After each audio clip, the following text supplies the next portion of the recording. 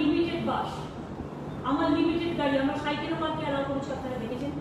Kolkata police notification করে দিয়েছে, অন্যান্য পুলিশ ওরাও করেছে কমিশনে। দেন বাই লেন যেগুলো আছে, ছোটো ছোটো লেন আছে, বড় রাস্তার পাশে যে ছোটো ছোটো রাস্তা আছে, সেখানে যদি কেউ মনে করে সে তার সাইকেলে করে অফিসে যাবে, সে সাইকেলে করে জিনিসপত্র দিতে যাবে, সাইকেলে করে কর্মস্থলে যাবে, যেতে পারে সাইকেলে জানানো করা হয়েছে ফর দ্য টাইমে। আর একটা আজকে আমরা যেটা করলাম যে আমাদের অ্যাটেন্ডেন্স যেটা অফিসার্স এবং স্টাফেদের up to deputy secretary level, এটাকে স্ট্যাগার্ড করা হয়েছে, দুটো শিফট করা হয়েছে, যাতে কি হবে রাস্তা যাতে বাসে আসতে ওদের অসুবিধা না হয়। যতটা আমরা করতে পারি ভেবেছি, একটা আমরা করবো 9:30 থেকে 3টে পর্যন্ত, আর একটা শিফট আমরা করে দিচ্ছি 12টা থেকে 5:30 পর্যন্ত। আগে যেটা 10:30 থেকে কত পর্যন্ত ছিল, 5টা 5:30 পর্যন্ত ছিল। আগে যে শিফটটা ছিল অনলি 10:30 থেকে 5:30, সেটাকে আমরা দুটো ভাগে ভাগ করলাম। ইভেন গ্রুপটিও তাই আর কি, ফর অল দুটো শিফট করলাম। ভালো করে বুঝুন, সরকারি কর্মচারীদের জন্য আমরা 10:30 থেকে 5:30 যেটা ছিল সেটা দুটো ভাগে ভাগ করলাম। 9:30 থেকে 3টে পর্যন্ত একটা শিফট, আর একটা শিফট করে 12টা থেকে 5:30 পর্যন্ত। 1 ঘন্টা কমিয়ে নিয়েছি, 1.5 ঘন্টা কম।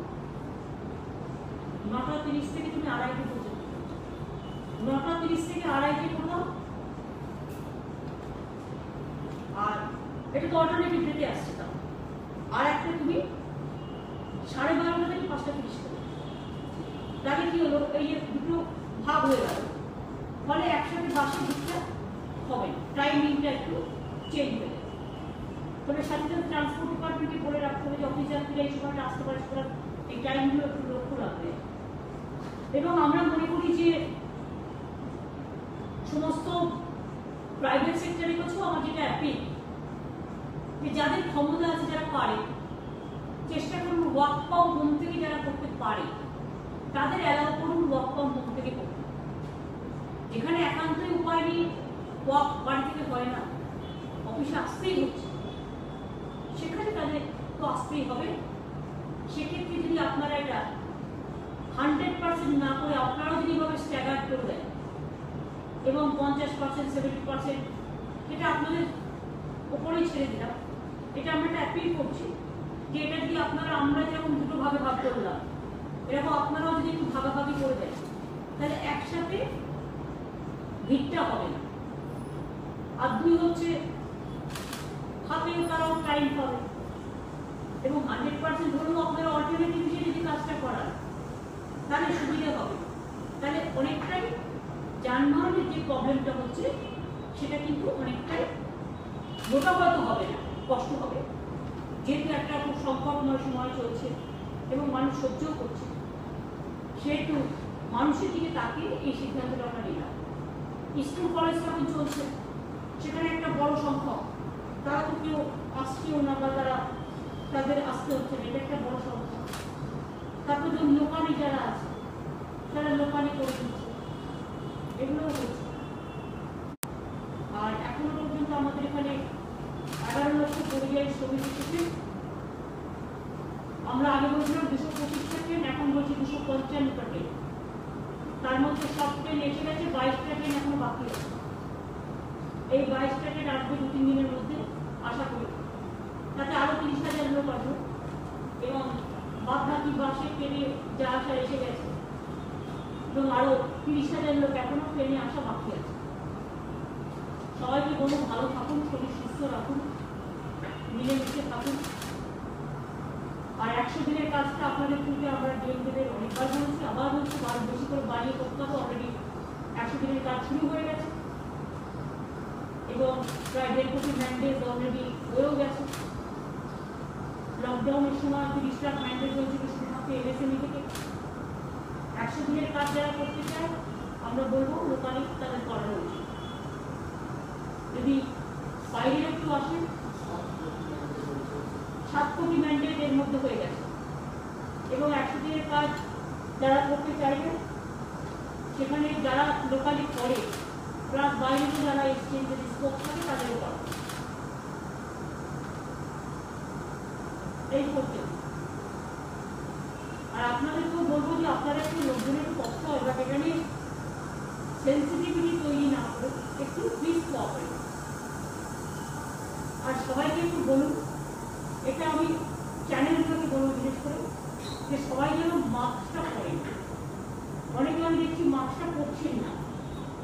মাস্ক পরে কিন্তু কথাও বলা যায়। দেখুন আমি মাস্ক পরে কথা বলতে পারছি, কোনো অসুবিধা হচ্ছে? শুনতে পাচ্ছেন? মাস্ক পরে কথাও বলা যায়। কি করবেন? এখন যা সময় এসছে সবাইকে পড়তে হচ্ছে, এটা আমাদের একটা জামা কাপড়ের মতোই একটা বলতে পারে সঙ্গী হয়ে গেছে। আর যেটা বলবো সেটা হচ্ছে বিয়ে বাড়িতে আমরা 25 জন করে অ্যালাউ করেছি। ধর্মীয় স্থানে 25 জনের বেশি অ্যালাউ করা হয়নি একবারে। তো নিজেদেরকে একটু নিজেদেরও দেখতে হবে।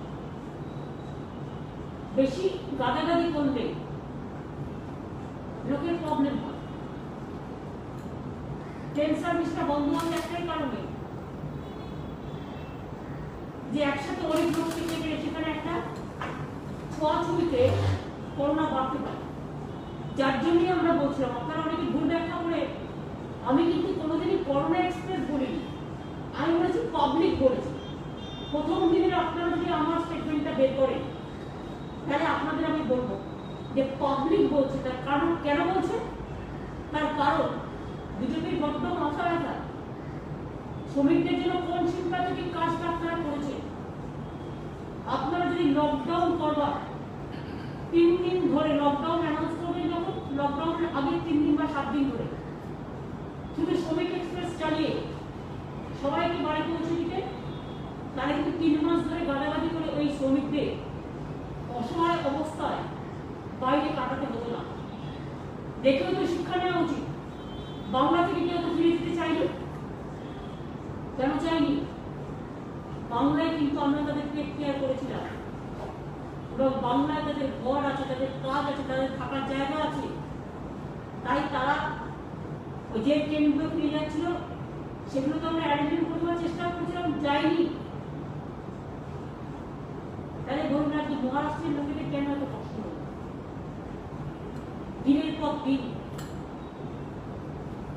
চেন্নাই, গুজরাট, সুরাট, এমনকি পুলিশের মারও অনেক খেয়েছে।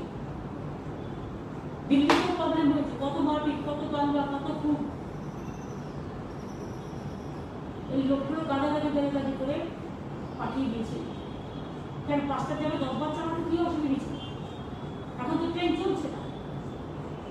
ট্রেনের নিয়ম হচ্ছে যখন ডিমান্ড থাকে তখন ফ্রিকুয়েন্সি বাড়াতে হয়। যেমন আমি 4 বারে বাস চালানো, আমার 4 বারের থেকে আমি 8 বার চালাবো। আমার একটা জিনিসের থেকে একটা জিনিসকে ফ্রিকুয়েন্সি বাড়াবো। সেটা না করে যে ট্রেনটা 1200 আসার কথা, কখনো কখনো সেটা 2000 লোক পাঠিয়ে দিয়েছে, 2500 লোক পাঠিয়ে দিয়েছে। এই যে একসাথে ফলে কি হচ্ছে? এত লোক একসাথে চাপাচাপি করে, কেউ 24 ঘন্টা, কেউ 48 ঘন্টা, কেউ 72 ঘন্টা একসময় টাকাটা কি হচ্ছে? এটাই তো আপনাদের কথা ছিল, প্রচার ছিল বিজেপি পার্টি, যে একসাথে অত লোক ধর্মীয় স্থানে গেলে কেন? এটা আপনাদের আগে থেকে অ্যাকশন নেওয়া উচিত ছিল। সেটা যদি অন্যায় হয়ে থাকে তাহলে আপনি নিজেই অন্যায়টা কেন করলেন? কেন ভালো লোকগুলোকে আজকে বিপদের মধ্যে ফেললেন? কেউ আজকে ভুগছে, কাউকে হয়তো আগামীকাল ভুগতে হতে পারে। আমরা সরি যে অনেক জায়গায় মাইগ্রেন্টের এসে কিছুটা অপেক্ষা করছি, কিন্তু একটা জিনিস আমরা করেছি, যে সব টেস্টটা স্টেশনে নেওয়া হচ্ছে, সেটা নিতে গিয়ে এক একজনের 5 মিনিট করে টাইম লাগে। আর তাতে হাজার হাজার লোকের কত মিনিট টাইম লাগে বলুন? 3 দিন জার্নি করে এসে তার পক্ষে ওইখানে আবার দাঁড়িয়ে সব টেস্ট করানো, এটা অমানবিক। তাই আমরা মোটামুটি একটা হেলথ স্ক্রিনিং করে তাকে ইনস্টিটিউশন কোয়ারেন্টাইন করে তার বাড়ির খাওয়া ছিল না খেতে দেওয়া হচ্ছে। এবং শুধু এই 5টা স্টেট থেকে আমরা যেটা করেছি, তারা 7 দিন থাকবে। এখন নিয়ম করে দিচ্ছি, আমি আগে 14 দিন ছিল, এখন বলে দেওয়া হচ্ছে 7 দিন থাকবে। 7 দিনের মধ্যে টেস্টটা করে দেওয়া হবে। 7 দিনের মধ্যে যে দেখবে নেগেটিভ চলে গেল, 7 দিনের মধ্যে যে দেখবে পজিটিভ তাকে ট্রিটমেন্ট করা হবে। তাছাড়া 7 দিনের বেশি কাউকেই আমরা বাইরে আর রাখবো না।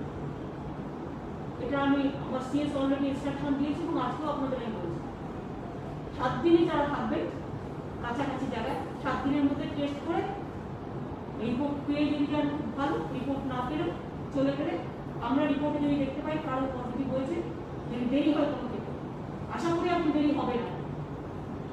আগে আমাদের ল্যাবের প্রবলেম ছিল, মাত্র 2টো ল্যাব ছিল যখন করোনা হয়, এখন সেখানে আমাদের 28-30টা হয়ে গেছে, তার মধ্যে ছোট ছোট ছোট কয়েকটা আছে, কিন্তু অন্যান্য রাজ্যের ল্যাবের সংখ্যা 55-60টা দিয়েছে, আমাদের দেয়নি।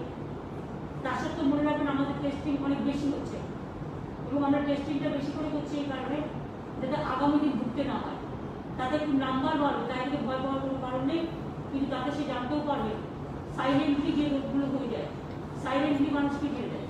সুতরাং এটা জানতে পারলে আমরা কোনো কোনো অ্যাকশন নিতে পারি বলেই আমরা টেস্টিংটা বাড়াচ্ছি। এতে আতঙ্কিত কারণ নেই, কিন্তু সাথে এটা মনে রাখতে হবে যে নিজেদের সাবধান থাকতে হবে।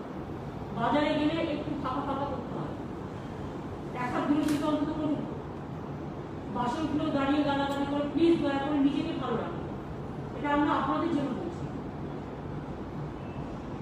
হাটে যান, বাজারে যান, যে যেখানে যান, আর 9টা থেকে 5টা পর্যন্ত তো সেন্ট্রালে লকডাউন করা আছে, যেটা ওরা কারফিউ বলেছিল, আমরা কারফিউ করিনি, আমরা লকডাউন, ওরা কারফিউ করে রেখে দিয়েছে।